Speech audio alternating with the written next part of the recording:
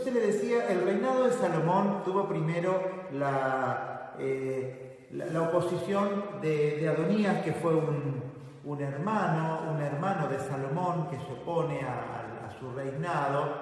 Entonces, no hay que decir malas palabras. Ahí me mandaron.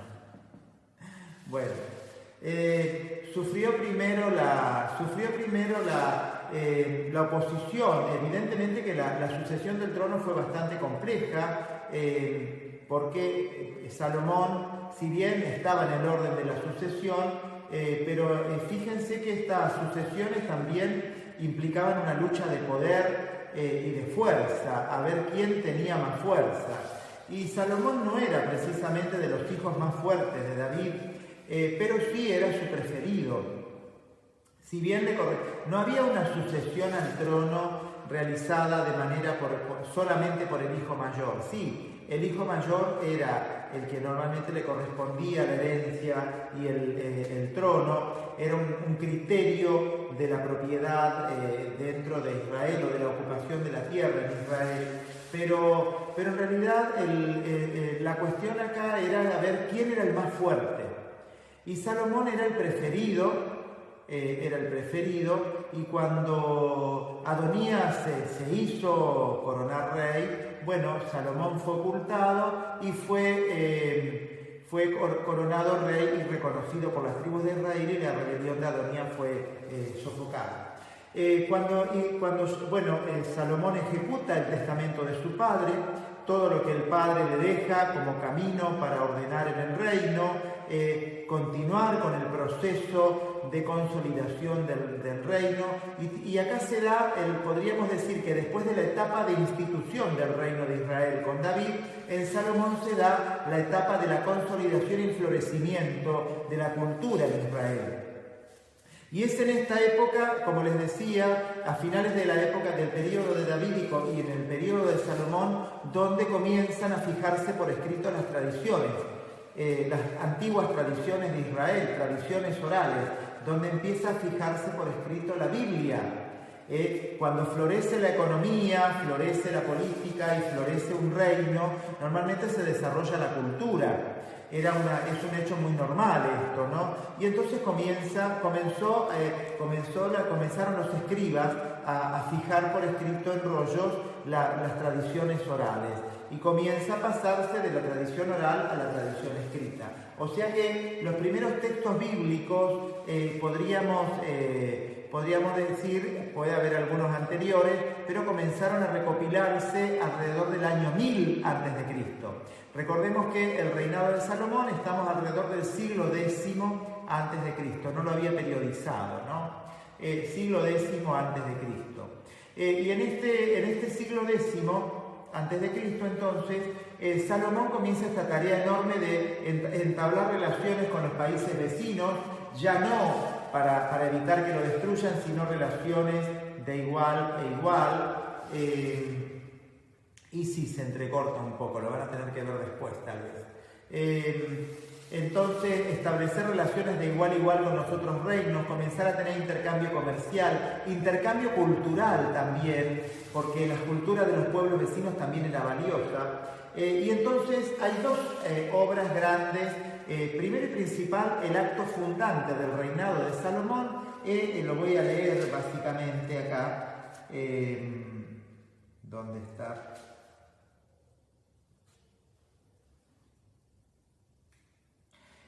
Cuando Salomón es entronizado como rey, cuando hace esta oración a Dios por la entronización de ser rey, Salomón no pide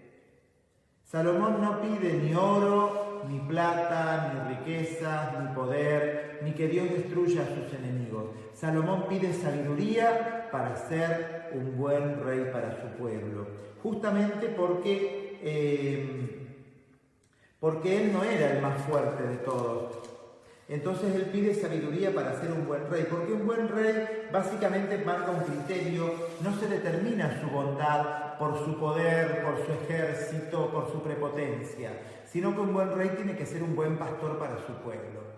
Y este va a ser un criterio importante para determinar qué es un buen rey y qué no es un buen rey, ¿no? Entonces, en esta línea, Salomón, pidiendo sabiduría, se gana el favor de Dios y tenía una sabiduría que fue conocida en todos los reinos de la tierra, ¿no? Y fue visitado por la reina de Saba, pero bueno, no nos adelantemos tanto. Entonces, en este reinado, Salomón construye el templo y construye el palacio. No había palacio real, había un palacio muy pequeño, y Salomón construye el palacio real y construye el templo que se llamó Templo de Salomón, ¿no? Porque lo construyó él.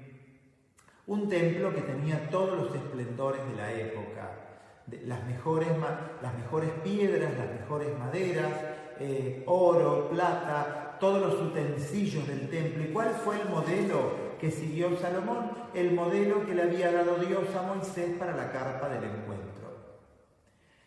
Replica de alguna forma este modelo siguiendo las instrucciones que Dios le daba a través de los profetas y construye este templo con una gran magnificencia que cuentan los historiadores de la época, judíos y paganos, que el templo era tan imponente que estaba revestido con oro, las maderas estaban revestidas de oro, que cuando uno se acercaba a Jerusalén veía en la cumbre del monte Sión, veía brillar el templo de Jerusalén, que era realmente esplendoroso, era un templo imponente. Ese templo fue destruido por los asirios. Ahora vamos a llegar más adelante a este tema. Entonces Salomón construye el templo y construye el palacio. Pero sin embargo, bueno, acá tenemos una imagen de la planta del templo para que la vean, ¿ven? Sigue la imagen de la carpa del encuentro, donde, acuérdense que la carpa también era rectangular. Esta es la entrada, el atrio del templo. Aquí está el lugar interior del templo donde se rendía culto, y ahí está el altar. Ese rectángulo es el altar del templo, y acá dentro, después de esa pared que hay acá, había un cortinado y estaba el santo y el santo de los santos. Entonces en ese lugar, en el santo de los santos, se encontraba el arca de la alianza y las tablas de la ley, y a ese lugar entraba solamente el sumo sacerdote para ofrecer el incienso, y no entraban todo el tiempo, entraban algunas veces al año nada más. Acá tenemos una vista, esto está sacado de los libros de los historiadores, ¿no? Historiadores de la época. Aquí tenemos una vista frontal del templo, un dibujo de lo que se pudo reconstruir a partir de los historiadores de cómo era el templo. Fíjense que tenía 4 plantas, las ven a los costados 3 plantas y una planta más arriba, la altura. Y acá tenemos una columnata del Palacio Real que se llamaba el Palacio del Líbano. También dibujos reconstruidos a partir de relatos de la época, ¿no? A partir de relatos de la época. Bueno, también tenemos utensilios para el templo, hizo toda la utilería para el templo, para guardar la sangre de las víctimas, para guardarla cuando se hacían los sacrificios.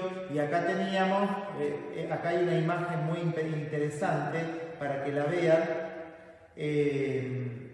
Esto es, fíjense, un utensilio de oro del templo. Son un conjunto de toros sosteniendo un gran recipiente, pero miren el tamaño de la persona. Imagínense, todo esto era de oro. Y esta es una persona, fíjense el tamaño de la persona. Impresionante las cosas que hizo Salomón, ¿no? E hizo una dedicación del templo que fue histórica, apoteótica, la recuerdan todos los historiadores de la época, sacrificando a Dios decenas de miles de vacas y de ovejas en acción de gracias a Dios, ¿no? Bueno, realmente Salomón ocupa un lugar muy importante en el reinado, porque le dio al reino un esplendor y una grandeza que fue la admiración de todos sus pueblos vecinos, de Egipto, de Asiria, de la misma Siria, de los persas, de todos los medos y los persas que todavía ni existían, eran etnias que todavía se estaban consolidando. Y fue un reino grande y que marcó toda su época y que tuvo un gran desarrollo cultural. Como les decía, se pusieron por escrito las tradiciones, los salmos, bueno, un montón. No voy a entrar ahora en ese tema porque sería marearlo. Se empezó a poner por escrito la Biblia, para decirlo, las tradiciones. Fíjense que es el pueblo de Dios el que escribe la Biblia. No es la Biblia la que hace al pueblo de Dios. Esto es un detalle importante. Lo mismo pasa con la Iglesia. Es la Iglesia la que escribe el Nuevo Testamento. No es el Nuevo Testamento el que hace la Iglesia. Por lo tanto, somos nosotros quienes, los dueños de esta historia, en el buen sentido de la palabra. Es la experiencia de nuestro pueblo, el Nuevo Testamento. Y acá pasa lo mismo.